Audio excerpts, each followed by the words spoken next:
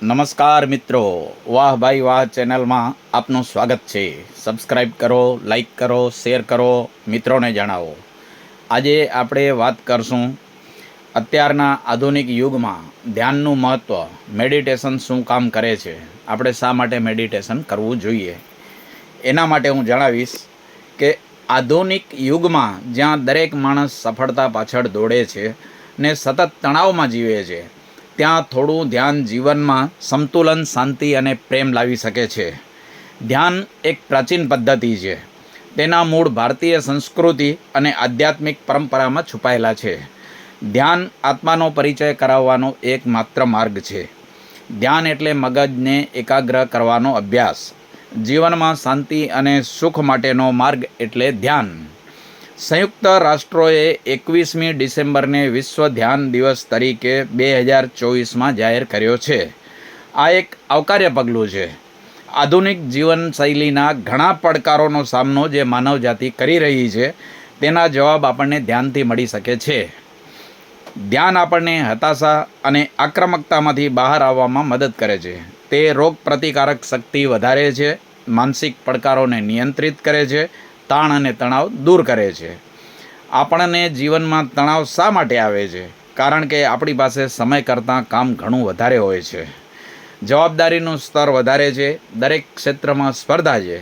ધ્યાન શા માટે કરવું જોઈએ? આપણે મિક્સચર ગ્રાઇન્ડરનો ઉપયોગ કરીએ છીએ. આ એક મશીન છે.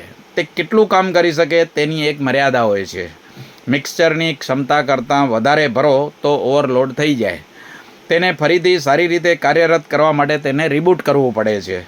મશીન ગરમ થઈ જાય તો તેને ઠંડુ કરવું પડે છે, તો તેને સંપૂર્ણ તાકાત અને ઉર્જાથી કાર્ય કરશે. માનવ શરીરને મશીન ગણો. જ્યારે તે થાકી જાય છે ત્યારે તેને ઊંઘની જરૂર પડે છે. ઊંઘથી શરીર રિબૂટ થાય છે. મનને રિબૂટ કેવી રીતે કરવું? મનને વિશ્રામ આપવો જરૂરી છે. ધ્યાન મનને વિશ્રામ આપે છે, ઠંડુ કરે છે, શાંત કરે છે. તેથી મન રિબૂટ થાય છે. ઊંઘ જે શરીર માટે છે, તે જ વસ્તુ ધ્યાન મન માટે છે. આપણે બધા સ્માર્ટફોન વાપરીએ જ છીએ. ફોન જો ચાર્જ કરેલ હોય તો તે 15થી 24 કલાક પોતાની ક્ષમતા પ્રમાણે કામ કરે છે. પછી ફોન ડિસ્ચાર્જ થઈ જાય છે. તેથી આપણે ફોનને ચાર્જ કરીએ છીએ. ધ્યાન મનને ચાર્જ કરે છે. તેથી આપણે આપણા કાર્યમાં ધ્યાન કેન્દ્રિત કરી શકીએ છીએ. ધ્યાનથી આપણને એનર્જી, પાવર, ફોકસ અને ડ્રાઈવ મળે છે. ચાર્જિંગ જે ફોન માટે છે, ધ્યાન તે જ વસ્તુ મન માટે કરે છે. જો કોઈક ફંક્શનમાં તમારી આસપાસ ખૂબ ઘોંઘાટ થતો હોય તો તમારી બાજુમાં બેઠેલી વ્યક્તિ તમને શું કહી રહી છે તે સાંભળવું મુશ્કેલ થઈ જાય છે. તેમજ આપણા જીવનમાં સમસ્યાનો, લોનનો, EMIનો, હાર્ટબ્રેકનો, ઓફિસમાં પ્રમોશન વગેરે ખૂબ જ ઘોંઘાટ હોય છે. આપણા મનમાં વિચારો, લાગણીઓ, ચિંતાઓ, નકારાત્મકતાનો ઘોંઘાટ ખૂબ વધતો જ જાય છે. આ આંતરિક ઘોંઘાટને લીધે આપણે જાત સાથે કનેક્ટ થઈ શકતા નથી.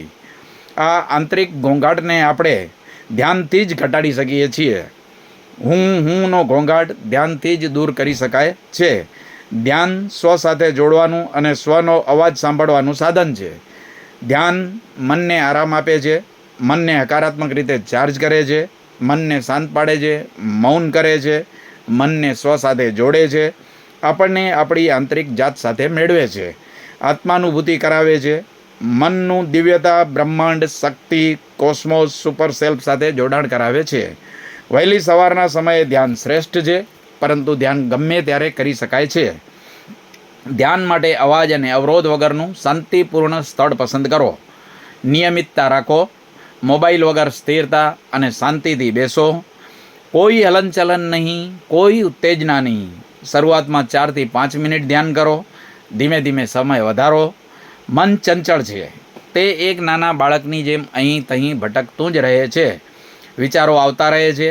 ધ્યાનમાં વિચારો આવે તો તમે તેનો પ્રતિકાર કે વિરોધ ન કરો. વિચારો આવે છે, આવવા દો. સાથે સાથે આ વિચારોને પોષવાનું અને ધીરે ધીરે ધ્યાનમાં સફળતા મળશે. પ્રેક્ટિસથી જે મુશ્કેલ લાગે છે તે વસ્તુ સરળ થઈ જાય છે. રોજિંદા જીવનમાં થોડો સમય ધ્યાન માટે ફાળવો અને તમારા જીવનમાં શાંતિ, ઉત્સાહ અને નવી શક્તિનો અનુભવ કરો. ગભરાટ, ડિપ્રેશન અને નકારાત્મકતાથી સંપૂર્ણ મુક્તિ પામવાનું એક જ સાધન છે, ધ્યાન.